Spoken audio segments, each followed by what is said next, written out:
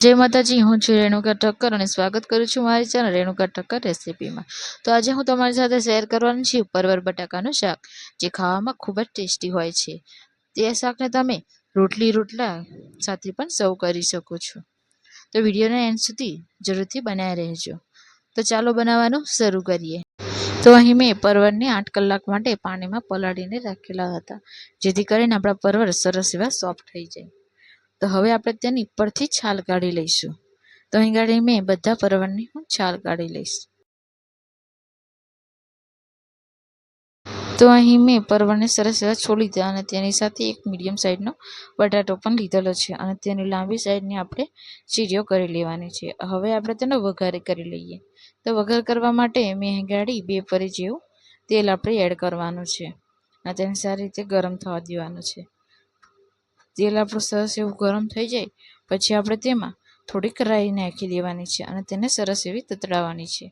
પછી તેમાં આપણે થોડું જીરું એડ કરી દઈશું અને 1 ચમચી વાટેલું લસણ આપણે તેમાં એડ કરી દેવાનું છે અને સારી રીતે આપણે તેને તતડાવી લેવાનું છે।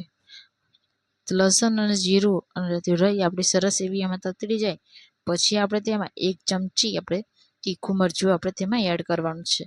1 ચમચી આપણે તેમાં લાલ મરચું પાવડર, 1 ચમચી આપણે તેમાં ગરમ મસાલો, 1 ચમચી મરી મસાલો અને 1 ચમચી આપણે તેમાં હળદર એડ કરીશું અને તેને સારી રીતે આપણે તેમાં મિક્સ કરી દેવાનું છે। ગેસની ફ્લેમ આપણે દેગાડી ઓછી કરી દેવાની છે અને જે આપણે કટિંગ કરેલી જે પરવર અને બટાકો છે તેને આપણે તેમાં એડ કરી દઈશું અને તેને સારી રીતે આપણે તેમાં મિક્સ કરી લેવાનું છે। તો શાકને આપણે સરસ રીતે એના મિક્સ કરી દેવાનું છે। હવે આપણે તેમાં 1 ચમચી આપણે ધાણા જીરું પાવડર, 1 ચમચી સબ્જી મસાલો અને સ્વાદ પ્રમાણે આપણે તેમાં મીઠું એડ કરવાનું છે અને તેને સારી રીતે આપણે તેમાં મસાલામાં ભેળવી દેવાના છે।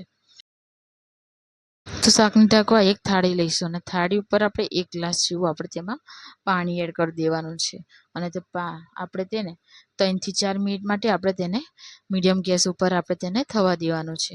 તો 4 મિનિટ પછી આપણે ચેક કરીએ તો જે આપણું ગરમ પાણી હતું તે આપણે તેમાં થોડુંક આપણે તેમાં એડ કરી દેવાનું જેથી બટાકા જે આપણા રહી ગયા હોય તેને આપણે સરસ એવા ચડી જાય। હવે તેને 2 મિનિટ માટે આપણે તેને ઢાંકીને મૂકી દઈશું અને જે ઉપરનું પાણી હતું તેને આપણે કાઢી લેવાનું છે। તો 2 મિનિટ પછી આપણે તેને ચેક કરીએ તો શાક આપણું સરસ એવું થઈ ગયું છે અને તેલ આપણું સરસ એવું ઉપર આવી ગયું છે।